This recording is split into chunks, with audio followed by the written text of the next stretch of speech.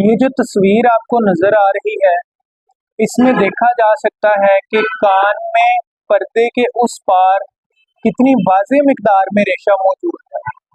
इस कंडीशन को हम अंग्रेजी जुबान में एक्यूट सेपरेटिव ओटाइटिस मीडिया कहते हैं, यानी कान के दरमियाने हिस्से का इन्फेक्शन जिसमें रेशा आ गया है। इस कंडीशन के बचने के क्या क्या तरीके हैं, उन पे हम बात करेंगे।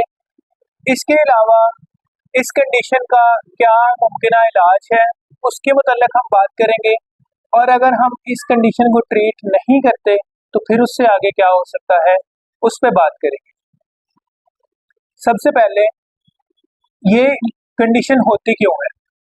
जब भी आपको नज़ला, जुकाम, गला खराब या छोटे बच्चों में एडिनॉइड्स का मसला, एलर्जिक राइनाइटिस का मसला, मतलब नाक कान गले की एलर्जी, इसके अलावा बच्चों के अंदर नाक के पिछले हिस्से में एडिनॉइड्स गदूद, उन गदूदों की सोजिश की वजह से जो नाक और कान को नाली जोड़ती है, उस नाली की सोजिश की वजह से कान के अंदर पानी इकट्ठा हो जाता है और उसमें इन्फेक्शन होने के बाद इस तरह का पीप और रेशा बनने लग जाता है। इस कंडीशन से बचने के लिए नाक कान गले की एलर्जी का इलाज करवाएं, स्पेशली नाक की एलर्जी।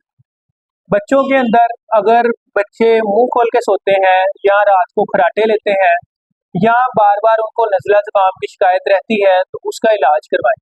बड़ों के अंदर भी अगर बड़े अपनी एलर्जी का इलाज नहीं करवाते या अपने इन्फेक्शन को ट्रीट नहीं करवाते तो उनके अंदर भी ये कंडीशन हो सकती है।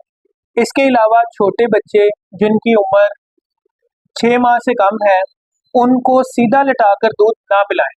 सीधा लिटाकर दूध पिलाने से बच्चों के अंदर कान का इन्फेक्शन होना बहुत कॉमन है, जिससे सारी जिंदगी बच्चे आके कहते हैं कि डॉक्टर साहब, बच्चों के वालिदैन कहते हैं कि डॉक्टर साहब बच्चे थे बचपन तो कान भाग दे, यानी उनके कान से मुसलसल या बाज़ औक़ात रेशा निकलने की शिकायत उनको रहती है।